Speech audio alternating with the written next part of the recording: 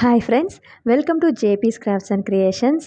இன்றைக்கி நான் இந்த ஆர்ச்சிட்ஸை பற்றி தாங்க காட்ட போகிறேன். இது எல்லாமே என் ஃப்ரெண்டுக்கிட்டேருந்து நான் எடுத்துகிட்டு வந்திருக்கேன். எல்லாமே கொஞ்சம் வாடி போகிற ஸ்டேஜ்லேயும் பராமரிப்பு இல்லாமையும் கொஞ்சம் இருக்குது. இதை நான் எப்படி ரீபாட் பண்ணி காப்பாற்றுறது அப்படிங்கிறத பற்றி தாங்க இன்றைக்கி காட்ட போகிறேன்.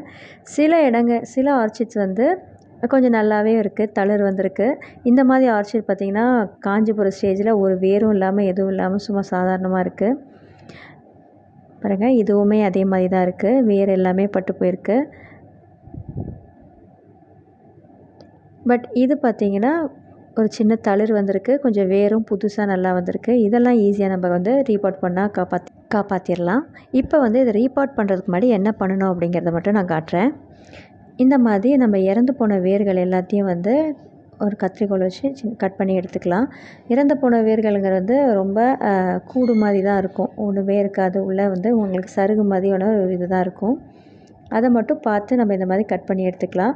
இந்த 2 செடிகளை பார்த்திங்கன்னா ஃபுல்லாகவே நம்மளுக்கு எல்லாமே வேர் எல்லாமே இறந்து போய் தான் இருக்குது, தளிரும் எதுவுமே இல்லை. இதை நம்ம காப்பாற்றுறது எப்படி அப்படிங்கிறத நம்ம பொறுத்து தான் பார்க்க முடியும். இருந்தாலும் நம்ம இதை ரீபாட் பண்ணி ட்ரை பண்ணுவோம்.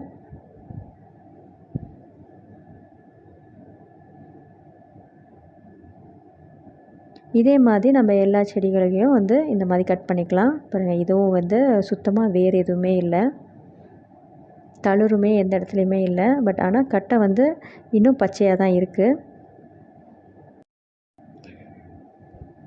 இப்போ இதை நல்லா கட் பண்ணிக்கோங்க.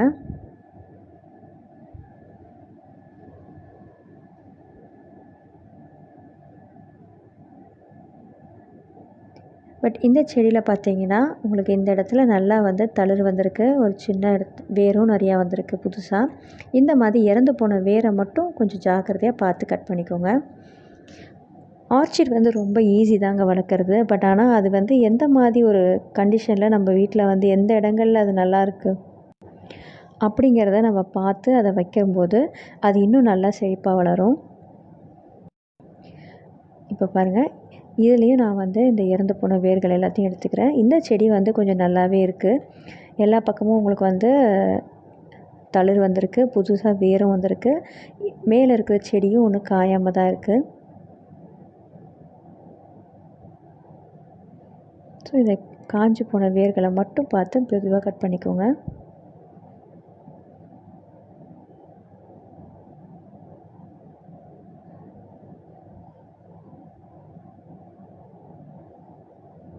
பாருங்கள், அந்த இடத்துல இருக்க புது வேரெல்லாம் நம்ம ரொம்ப ஜாக்கிரதையாக கட் பண்ணாமல் மற்றதை மட்டும் கட் பண்ணிக்கலாம்.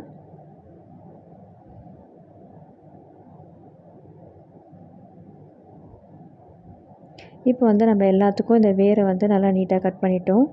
இப்போ இது ஒரு புஞ்சை தாக்குதலால் கூட நம்மளுக்கு இது பட்டு போகலாம். அதனால் என்ன பண்ணுறோம்னா ட்ரைகோடெர்மா விரிடி அப்படிங்கிற ஒரு பயோ ஃபெர்டிலைசர் தாங்க இது.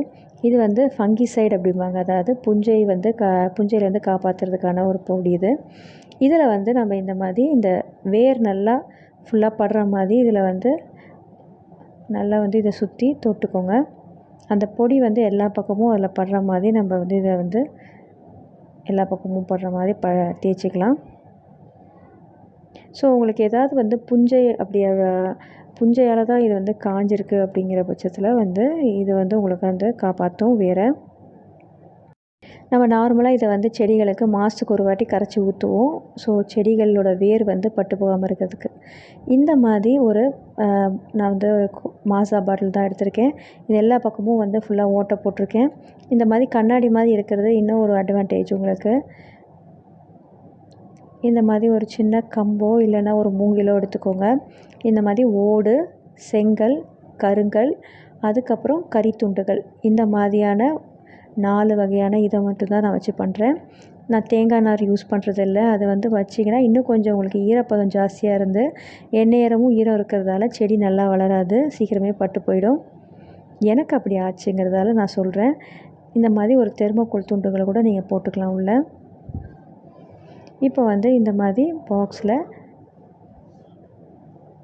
நம்ம கொஞ்சம் கொஞ்சமாக இந்த மாதிரி இதை எடுத்து ஃபில் பண்ணுறோம்.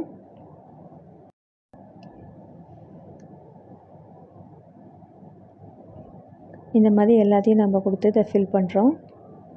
இதில் தெர்மோகோலும் கொடுத்துக்கலாம். இதில் முக்கியமாக நம்ம கவனிக்க வேண்டிய விஷயம் என்னென்னா, ஆர்ச்சிட் எப்பயுமே வந்து ஸ்ட்ராங்காக ஒரு அசையாமல் அந்த தொட்டிக்குள்ளே நிற்கணும். அதாவது செடி அசைஞ்சிக்கிட்டே இருந்ததுன்னா கண்டிப்பாக புது வேர் பிடிக்காது. அதனால் நம்ம நல்ல ஒரு கட்டையோ இல்லைன்னா ஒரு கயிறோ கொடுத்து அந்த செடியை வந்து நல்லா பாட்டில் அசையாத இடம் மாதிரி நம்ம கெட்டிக்கணும். அப்படி கெட்டினா தான் உங்கள் செடி வந்து நல்லா வேர் பிடிச்சி நிற்கும். நான் பாருங்கள் இந்த மாதிரி ஒரு பிளாஸ்டிக் கம்பி எடுத்திருக்கேன்.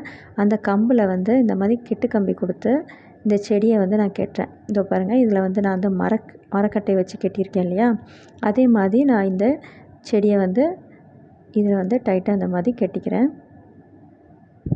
அசையாமல் இருக்கும்போது தான் வந்து உங்களுக்கு ஸ்டெபிலிட்டி நல்லா கிடைக்கும். மற்ற செடிகள் மாதிரி இது வந்து வேர் வந்து உங்களுக்கு வந்து மண்ணில் வந்து போகாது. இது வந்து கல் மேலே தான் இது படர்ந்து வரும். ஸோ அதனால் அது வந்து பிடிக்கிற நாள் வந்து கொஞ்சம் நாள் எடுக்கிறங்கிறதால நம்மளுக்கு வந்து வேர் பிடிக்கிற வரைக்கும் இந்த மாதிரி நம்ம இதை ஸ்ட்ராங்காக இதில் கெட்டி வைக்கணும்.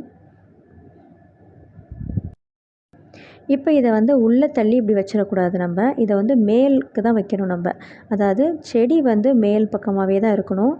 கல்லுக்கு கீழே இந்த மாதிரி போட்டுட்டு நம்ம செடியை வந்து இந்த மாதிரி மேலே வைக்கணும். அந்த குச்சி இருக்கு இல்லையா, அந்த குச்சை தான் நம்ம வந்து ஆழமாக உள்ளே தள்ளணும். பட் செடி வந்து மேலாக தான் இருக்கணும். அதிலேருந்து வேர் பிடிச்சி அது எல்லா பக்கமும் பிடிச்சி வளரும். இந்த மாதிரி வச்சுக்கோங்க. இதை சுற்றி வந்து நான் இப்போ இந்த கல் கொடுத்தும் இந்த கறி துண்டு கொடுத்தும் நான் ஃபில் பண்ணிக்கிறேன். இந்த ஆர்ச்சிடுக்கு வந்து டெய்லி ஒரு வாட்டி தண்ணி ஊற்றினா போதுங்க. இந்த மாதிரி கல்லில் நீங்கள் வைக்கும்போது டெய்லி ஒரு வாட்டி வச்சா போதும். நீங்கள் ரொம்ப ஈரப்பதமாக குளிர்ச்சியான இடங்கள்ல இருந்தீங்கன்னா ஒரு 3 நாளைக்கு ஒரு தடவை தண்ணி ஊற்றினா போதும். நல்லா ட்ரையாக இருக்கணும் ஊற்றும்போது. அதுக்கப்புறம் நம்ம ஈரப்பதம் இல்லைன்னு தெரிஞ்சதுக்கப்புறம் தான் திரும்ப ஒரு வாட்டி ஊற்றணும். நான் சென்னையில் டெய்லி ஒரு வாட்டி தான் ஊற்றுறேன். நான் வந்து மாதம் ஒரு வாட்டி எபிசம் சால்ட் வந்து கொடுக்குறேன். வாரம் வாரம் இதுக்கு வந்து கடல் பாசி ஃபர்டிலைசர் இருக்கு இல்லையா, அதை வந்து நான் கரைச்சி வந்து வாரம் ஒரு வாட்டி என்னோடய ஆர்ச்சிட்ஸுக்கெல்லாம் கொடுக்குறேன். என்னோடய ஆர்ச்சிட்ஸ் எல்லாம் வந்து ரொம்ப ஸ்டேபிளாக ரொம்ப ஸ்லோவாக தாங்க வளர்ந்துட்டுருக்கு. எல்லாமே நான் வந்து சின்ன கண்ணாக தான் வாங்கி வளர்த்துட்ருக்கேன். இந்த ஆர்ச்சிட் வந்து பிழைக்குதா இல்லைனா வந்து புது வேர்கள் விடுதா அப்படிங்கிறத நான் வர வீடியோவில் வந்து அப்டேட் பண்ணுறேன். இது எப்படியும் புது வேர்கள் பிடிச்சி வளர்கிறதுக்கு இன்னும் ஒரு மாதம் இல்லை 2 மாதமாக தான் ஆகும். அது வரைக்கும் பொறுமையாக இருந்து நான் உங்களுக்கு வந்து அப்டேட் பண்ணுறேன் கண்டிப்பாக. உங்களுக்கு இந்த வீடியோ பிடிச்சிருந்ததுன்னா என்னோடய வீடியோவை வந்து லைக் பண்ணுங்கள், கமெண்ட் பண்ணுங்கள், சப்ஸ்கிரைப் பண்ணுங்கள்.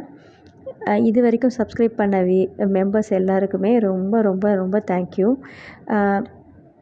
இப்போ நான் இந்த வந்து பாட் பண்ணி முடிச்சிட்டேன். இதை வந்து நான் இந்த மாதிரி என்னோடய பால்கனி கிரில்லில் வந்து மாட்டி வச்சுருக்கேன். என்னோடய மற்ற ஆர்ச்சிட்ஸ் எல்லாமே இங்கே தான் இருக்குது. இதெல்லாம் வளருதா அப்படிங்கிறத வந்து நான் வர வீடியோவில் உங்களுக்கு கண்டிப்பாக அப்டேட் பண்ணுறேன். தேங்க்யூ ஃபார் வாட்சிங். மறக்காமல் சப்ஸ்கிரைப் பண்ணுங்கள்.